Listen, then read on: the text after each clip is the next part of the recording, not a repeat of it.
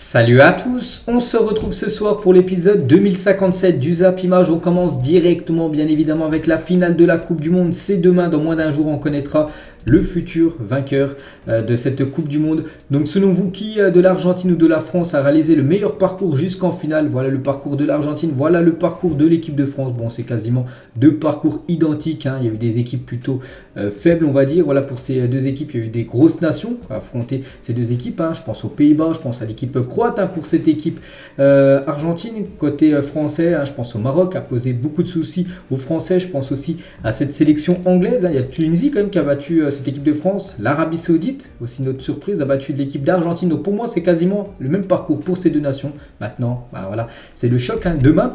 Et n'oubliez pas le dernier match, hein, je le rappelle les gars, c'était le 30 juin 2018, 8e de finale de Coupe du Monde. Et l'équipe de France s'était imposée 4-3 contre l'Argentine. Si c'est le même résultat demain, je prends directement, bien sûr, hein, en espérant demain la victoire des Bleus. Et le classement des buteurs bougera-t-il après dimanche soir, là, dans un jour, hein. N'oubliez pas que ça sera aussi un duel dans le match, hein, le duel concernant le classement des meilleurs buteurs. Actuellement, c'est Mbappé et Léo Messi. Les deux sont à 5 buts. Il y a aussi Alvarez et Giroud qui sont à 4 buts, hein, ces deux-là. Enfin, un des deux peut terminer, bien évidemment, meilleur buteur, hein. Tout dépend de ce qui va se passer demain. Normalement, les 4 devraient être titulaires demain. Voilà le duel, bien sûr, Giroud, Mbappé, Messi et Alvarez. Ça sera aussi un match dans le match demain.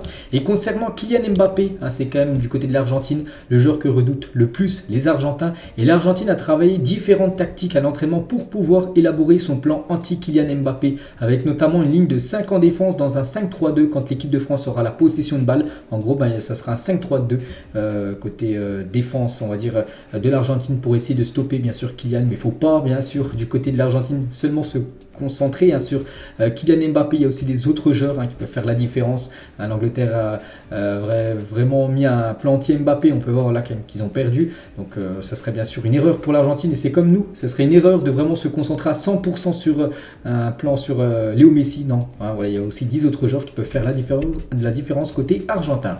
Et toujours avec Kylian, les gars, les meilleurs buteurs de l'histoire de la Coupe du Monde. On sait que Kylian Mbappé est actuellement à 9 buts. On peut voir les meilleurs buteurs, hein, c'est toujours Klose, 16 buts. Bon, il ne reviendra pas, il ne va pas marquer 7 buts demain, Kylian Mbappé, mais vraiment s'il marquait un but, il pourrait déjà être peut-être à la barre des 10, c'est réalisable, hein, peut-être 2 buts, hein, c'est ce qu'on espère.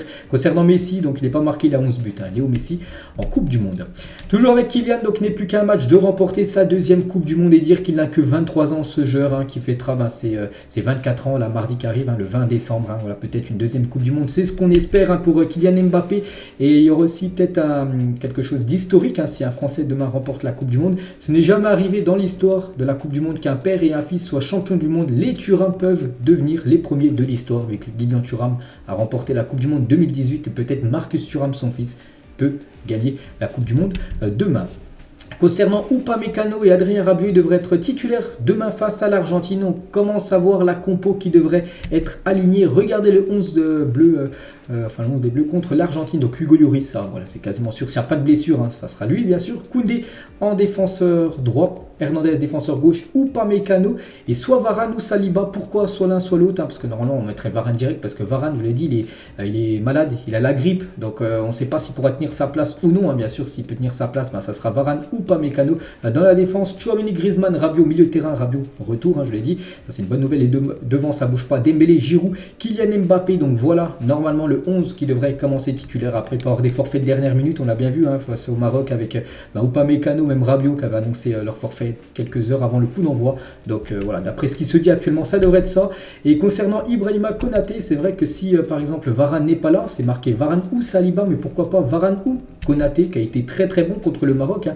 N'oubliez pas que Konaté a remporté 95% de ses duels lors de la Coupe du Monde, 21 duels remportés sur 22. Ah, c'est pour montrer l'excellence, hein, du joueur, hein. Le pourcentage le plus élevé pour un joueur sur cette édition, minimum 10 duels disputés. Donc voilà, pourquoi ce ne serait pas plutôt Konaté ou Varane que Saliba. Bon, après Saliba bien sûr peut aussi remplir, hein, cette tâche, mais bon, Konaté a déjà joué quelques matchs dans cette Coupe du Monde. Deschamps, les gars, il a dit l'équipe de France est la plus belle chose qui me soit arrivée. Je suis très bien, très heureux dans cette fonction. Le plus important n'a jamais été moi, mais l'équipe de France, bien sûr. Il met l'équipe de France au-dessus de lui, hein, par rapport aux performances, hein.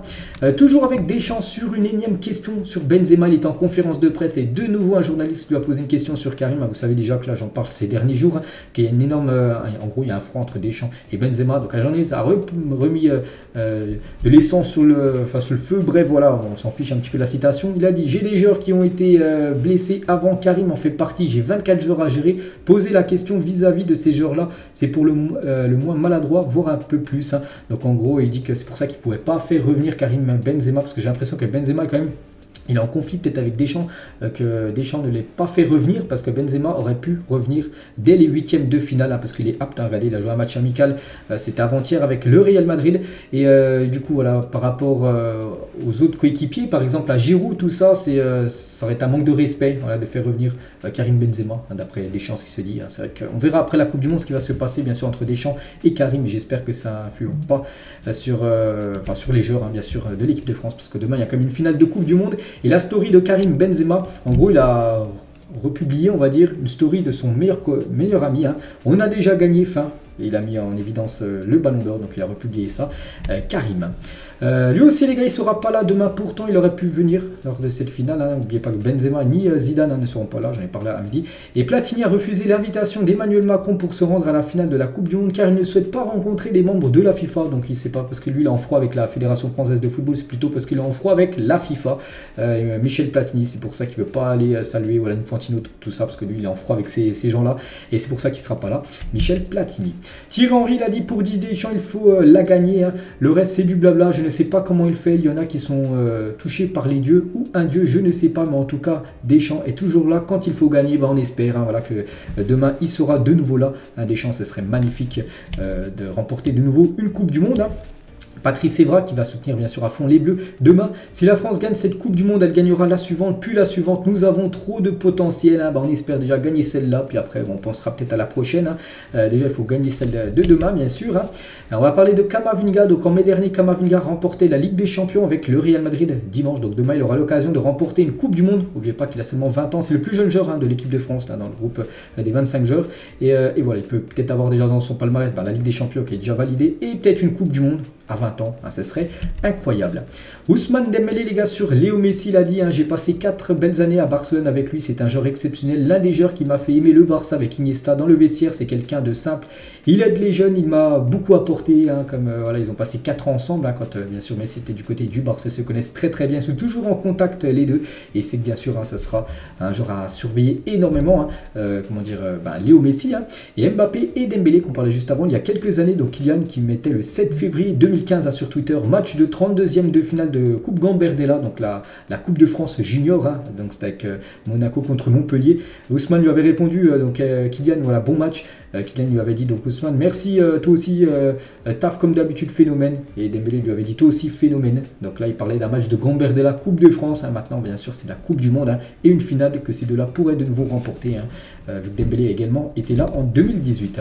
Vincent Labrune sur la Ligue 1, tout ça. Donc seul Mbappé joue en Ligue 1 dans le 11 de départ, on va dire l'équipe type de l'équipe de France. Imaginez la force de nos équipes si nous avions les moyens financiers de garder nos autres joueurs.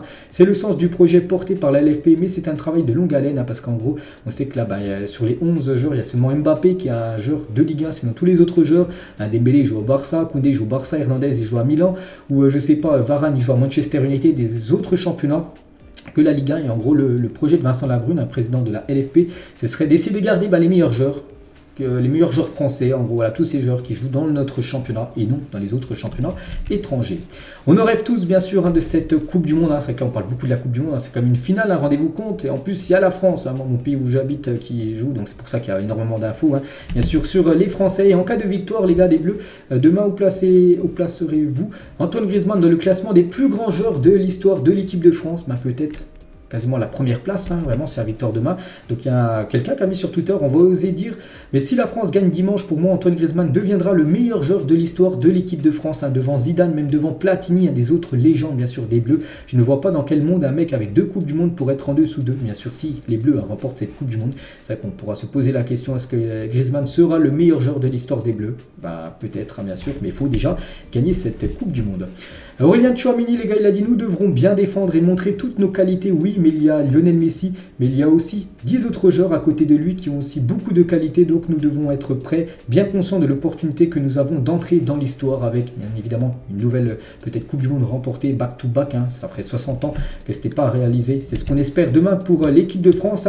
Arsène Wenger, il a dit la France a été remarquable dans l'intégration de l'immigration. Le foot français est aussi lié à l'histoire de l'immigration. On a 5 ballons d'or dans Copa d'origine polonaise, Platini d'origine italienne, Zidane et Benzema d'origine algérienne. Et voilà, ils ont tous bien sûr marqué l'histoire de l'équipe de France. Et toujours avec Wenger, sur les 20 dernières années, on a toujours eu des équipes compétitives. Si les meilleurs clubs au monde choisissent nos joueurs, on a parlé tout à l'heure avec les joueurs qui jouent du coup dans les autres championnats, c'est qu'ils estiment qu'ils font partie des meilleurs au monde, simplement ces joueurs de l'équipe de France, ces joueurs français.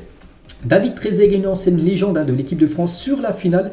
Écoutez bien ce qu'il a dit, c'est difficile personnellement sur le plan émotionnel, c'est quelque chose que je ne voulais pas voir son pays, la France contre l'Argentine de Messi, parce qu'il adore Messi, sachant que ce sera sa dernière Coupe du Monde. Léo mérite d'être champion, ça n'enlève rien à l'ambition de la France de remporter le titre, donc j'ai l'impression que Trezeguet soutiendra l'Argentine parce qu'il y a Messi, il aimerait que Messi remporte cette Coupe du Monde. C'est un peu la même chose les gars pour André-Pierre Gignac, il a dit aujourd'hui en Argentine ils veulent gagner la Coupe du Monde pour Messi, je suis français mais j'aimerais que Messi soulève la Coupe du Monde parce que le mérite, parce qu'il le mérite pour l'ensemble de sa carrière. C'est vrai, moi je suis du même avis, mais le problème c'est que c'est la France en face. Ça aurait été Argentine, peu importe l'adversaire, j'aurais été pour l'Argentine, pour Messi, parce que Messi c'est un joueur que j'adore, et pour sa carrière, c'est vrai que remporter la Coupe du Monde, ce serait magnifique, ça peut être le cas bien sûr demain s'il remporte la Coupe du Monde, mais voilà, bien sûr c'est la France en face et je serai à fond derrière la France, voilà, donc c'est comme ça. Bon après Gignac ou même Trezeguet, eux soutiendront quand même quasiment, ils soutiendront l'Argentine, il faut le dire, malgré que la France est en finale.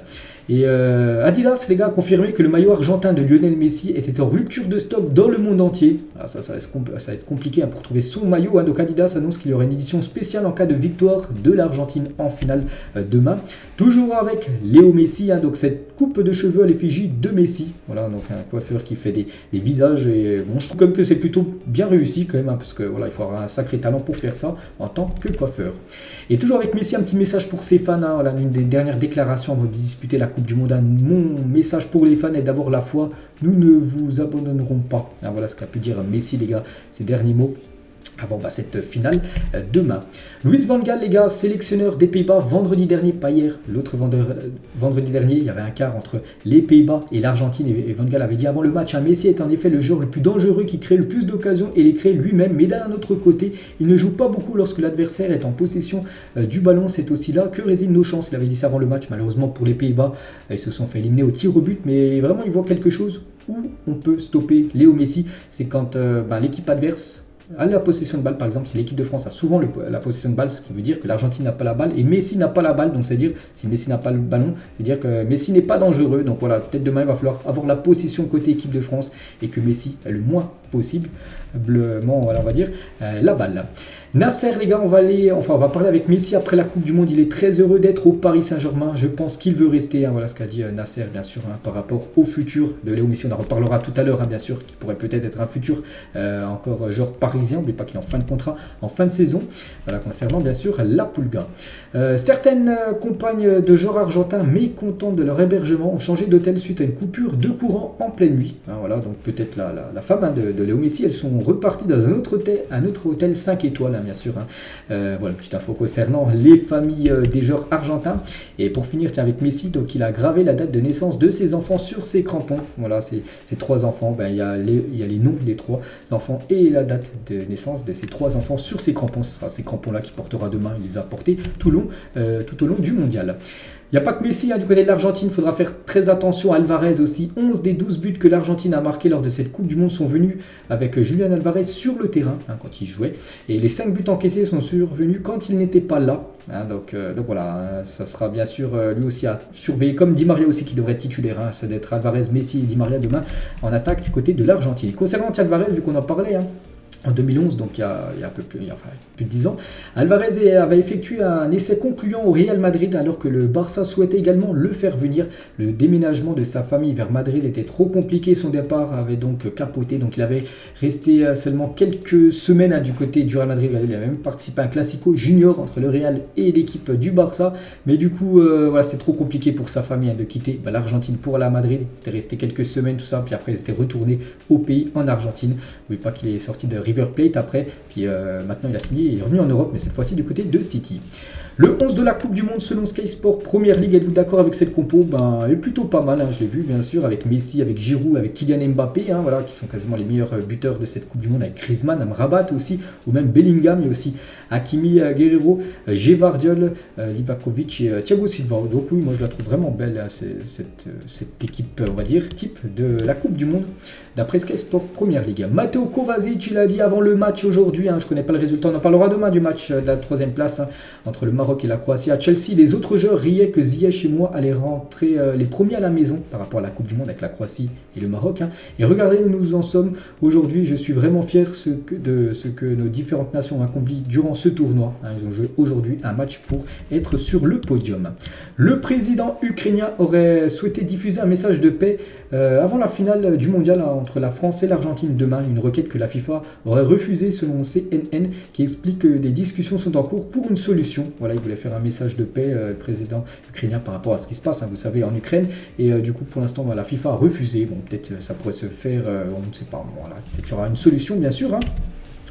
La carte rétro Panini de Casemiro réalisée par OneFootball. Regardez, à l'époque, si Casemiro aurait joué il y a 30 ans avec des cheveux un peu plus grands, on va dire, et la moustache. La même chose pour Kylian Mbappé, la carte rétro Mbappé, ou même la carte rétro Panini de Messi, réalisée de nouveau par OneFootball. Nasser, les gars, donc ça on en a parlé tout à l'heure par rapport à Messi qui fait une bonne saison, que bien sûr il pourrait rester du côté du club et toujours avec Nasser, voilà, c'est là que je voulais vous dire. Donc on ne va pas mettre 500 ou 600 millions d'euros dans un autre stade. Pour nous le plus important c'est le terrain. C'est quoi la valeur du Parc des Princes sans le PSG? Zéro. Ça je le dis direct. Voilà, parce que vous savez que la ville de Paris ne veut pas vendre le Parc des Princes à QSI et du coup ça pose problème parce que Nasser et QSI, voilà, ils veulent investir dans ce Parc des Princes et augmenter la capacité du stade, parce que c'est que Paris doit avoir un stade de plus grande envergure, on va dire, parce que là actuellement c'est 47 000 personnes max, par exemple des stades comme le Real, 97 000, le Camp Nou quasiment 100 000 personnes, c'est quasiment le double par rapport à la capacité du parc. Quelques infos mercato. Gaëtan Charbonnier s'engage librement pour les 6 prochains mois à la Saint-Etienne. Une petite info les gars, bientôt c'est l'ouverture du mercato, il n'y a pas que la Coupe du Monde, bientôt aussi le championnat, le mercato, tout ça qui arrive, et voilà, Charbonnier les gars arrive du côté de Saint-Etienne pour essayer de sauver cette équipe des Verts qui est actuellement dernier du championnat de Ligue 2. Concernant Jean-Louis Leca, le gardien de Lens, prolonge jusqu'en 2024 du côté de Lens. Félicitations à lui. Concernant Manchester United, qui envisage de faire une offre de 50 millions d'euros pour Cody Gakpo en janvier. Voilà, le PSV pourrait lâcher sa pépite Gakpo qui pourrait peut-être atterrir du côté de Manchester. En gros, ce serait le remplaçant de CR7.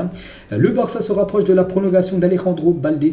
Les deux parties vont dans le même sens et un contrat de 5 ans sera signé d'après Fabrizio Romano. Donc les Espagnols de Barcelone, ceux qui ont été éliminés, il y en avait 8 quand même du Barça en tant qu'Espagnol, ils reprennent l'entraînement après-demain, lundi, et normalement là dans les prochains jours, il devrait signer sa prolongation de contrat Alejandro Balde. Thomas Tuchel, des nouvelles de Tuchel, qui a été pressenti pour devenir le nouveau sélectionneur du Ghana, parce que Addo, l'ancien sélectionneur, qui a été le sélectionneur du Ghana pendant cette Coupe du Monde, a été licencié. Pour l'instant, il n'y a personne, et Thomas Tuchel a été pressenti. Donc pour l'instant, il n'y a rien de fait, mais bon, là, il y a des rumeurs avec le coach allemand. Avec un autre coach, il a plusieurs coachs. Donc Cristiano Ronaldo a été entraîné par 6 entraîneurs différents au cours des 3 dernières années. C'est incroyable. Fernando Santos, il y a eu Solskjaer, il y a eu Pirlo, voilà, du côté de la Juventus, il y en a eu beaucoup qui ont entraîné actuellement Cristiano Ronaldo. Il y a même Erik ten Hag qui n'est pas rajouté. On a pu rajouter aussi Erik ten Hag, son entraîneur actuel de Manchester, enfin son ex-entraîneur, vu qu'il n'appartient plus à Manchester. Antonio Valencia, il a dit c'est dommage que CR7 ait quitté Manchester United comme il l'a fait. L'interview qu'il a donnée était regrettable. Je me suis senti mal concernant la façon dont il a quitté le club. Ça fait mal à Valencia, légende du côté de Manchester United, l'ancien joueur. Valencia qui est un joueur équatorien, je ne me trompe pas. Bref, voilà, bien sûr, il regrette que comment ça s'est fini à l'histoire Ronaldo, Manchester United, avec cette interview qu'on avait parlé il y a quelques semaines, qui a fait beaucoup de dégâts, on va dire, dans la carrière de CR7. Et toujours avec CR7, donc il s'est entraîné ces derniers jours, là, les 2 derniers jours, il était du côté de Madrid, donc là c'est fini, il est parti à Dubaï. J'ai vu des infos, il a pris un jet, il est parti à Dubaï, je pense qu'il fait peut-être partie prendre des vacances, bon ça m'étonnerait concernant CR7. Bref, Vini Junior serait très enthousiaste à l'idée d'un retour de Cristiano Ronaldo au Real Madrid, n'hésiterait pas à demander au club de le recruter. Voilà ce que demande Vini au club, à Florentino Pérez, d'essayer de signer Ronaldo pour les 6 prochains mois, voilà, de janvier jusqu'à la fin de saison. Bon, après pour l'instant le Real Madrid, je pense pas qu'ils vont vouloir recruter Cristiano. Speed Legal, youtubeur américain avec Memphis Depay, une petite photo des deux. Marquinhos, petite info concernant Marquinhos qui reprendra l'entraînement avec le PSG le jeudi 22 décembre, là, donc dans le jeudi prochain, jeudi de la semaine prochaine. Retour à l'entraînement pour Marquinhos. Quelques mois à peine séparent ces 2 images, 2 anciens joueurs de l'équipe de Reims avec notamment Hugo Ekitike et le PSG a joué contre le Paris FC. Je dis que le PSG s'est imposé 2-1 et voilà, bien sûr les deux se sont retrouvés avec leur nouveau club. PSG et Paris FC pour son copain.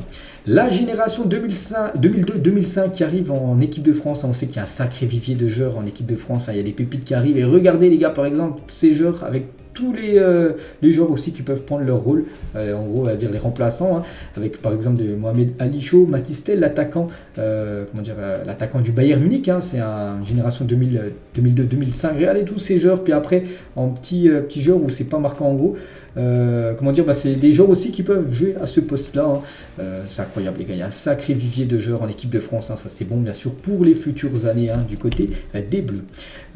Quelques pépites à l'époque, Zlatan Ibrahimovic, bon là c'était simple, là qui c'est, je pense que vous avez trouvé, c'est le néerlandais Frankie de Jong, ici. Là aussi c'est plutôt facile, c'est Aurélien Tchouameni et ici, je pense peut-être qu'il y en a qui vont se tromper dès qu'ils vont voir, donc non ce n'est pas Gavi, c'est plutôt Busquets les gars sur cette image. La longévité de la carrière de footballeur de Paolo Maldini, bien sûr qu'a joué avec des légendes comme Diego Maradona et en fin de carrière il a affronté bien sûr Cristiano Ronaldo, lui qui était en début de carrière CR7. Tiens, une autre légende du côté de l'AC Milan, c'est Kaka, il y a 5 ans jour pour jour, c'était un 17 décembre, Ricardo Kaka prenait sa retraite, cette légende du football, n'oubliez pas qu'il a remporté le Ballon d'Or 2007 avant que Messi et Ronaldo gagnent tous les Ballons d'Or pendant plus de 10 ans après. Franck Ribéry par rapport au décès de l'ex-entraîneur de Bologne a parlé à midi. Donc j'ai eu le plaisir de te rencontrer, tu avais une grande personnalité, un homme qui méritait beaucoup de respect et un battant jusqu'au bout. Vous avez enseigné de nombreuses valeurs dans le monde du football. Tu vas nous manquer, repose en paix. Sinissa, c'est la même chose pour Inzaghi, pour Inzaghi. Adieu Sinissa, ce fut un privilège de te connaître et apprécier tes qualités sur le terrain et en dehors. Tu as été un maître de foot et de vie. Tu laisses un vide immense. Ou par exemple même le Twitter officiel de Naples, bien sûr, qui dit ciao, Mister. Donc voilà, on a beaucoup parlé bien sûr à midi, qu'il repose en paix. La Ligue des Champions revient dans moins de 2 mois pour le début des 8e de finale. Le Real Madrid arrivera-t-il à conserver son titre? Peut-être, c'est vrai que là on est le 17 décembre. N'oubliez pas par exemple le PSG qui joue le jour de la Saint-Valentin le 14 février, donc c'est dans moins de 2 mois. Ce PSG par exemple, Bayern Munich. Toujours avec la Ligue des Champions féminine cette fois-ci. Les équipes qualifiées pour les 8e de finale de la Ligue des Champions féminine, donc il y a Wolfsburg, le Bayern, le Barça, Arsenal, Chelsea, Rome et le PSG. Le PSG, il ne reste plus qu'une place. Donc la dernière place sera décidée entre Lyon et la Juventus lors de la dernière journée. Donc voilà, si les Lyonnaises s'imposent contre la Juventus, les Lyonnaises iront en quart de finale. Vous validez le nouveau pull de Noël du Real Madrid sur la boutique officielle du Real Madrid. Donc il y a une collection Noël, on va dire, c'est bientôt Noël. Et voilà, par exemple un pull où c'est David Alaba qui le présente. Voilà, ce magnifique stade du côté de Marseille, le stade Vélodrome bientôt. Ça va revenir la ferveur du côté de Marseille, bien sûr, pour la reprise de la Ligue 1. Ça commence dans 10 jours à peu près. Le championnat français, c'est terminé pour ce 11 de légende et la sélection espagnole. Le 11 de légende prend tout son sens parce qu'il ne restait plus qu'un joueur qui était en activité encore avec l'Espagne. C'est Busquets. On sait que Busquets il a arrêté sa carrière. Sinon tous les autres joueurs ont annoncé leur retraite. À part Ramos. Ramos il peut potentiellement encore revenir, mais bon sur les derniers matchs il n'a pas été convoqué. Piqué on sait qu'il a arrêté. Donc voilà, maintenant c'est un 11 de légende. Et on finit les gars cet épisode aujourd'hui. Vous êtes en finale de la Coupe du Monde 0-0 à la 95e minute. L'arbitre cite penalty pour votre équipe. Qui vous envoyez-vous voyez-vous, pour tirer ce penalty? Neymar, Ronaldo, Ibrahimovic ou Francesco Totti, qui tirait très bien les penalties. Voilà, pour vous, qui est le meilleur tireur de penalty? Vraiment, c'était une finale de Coupe du Monde. Donc moi, je mettrais comme Neymar, voilà, qui les tire très très bien, bien évidemment. Le joueur parisien. Donc voilà les gars, ce qu'il y a à dire ce soir concernant cet épisode. J'espère que ça vous a plu. On se retrouve demain midi. On parlera bien sûr de la petite finale aujourd'hui. Et on fera les dernières infos avant la finale demain, bien sûr, à 16h. Allez, bonne soirée à vous et à demain.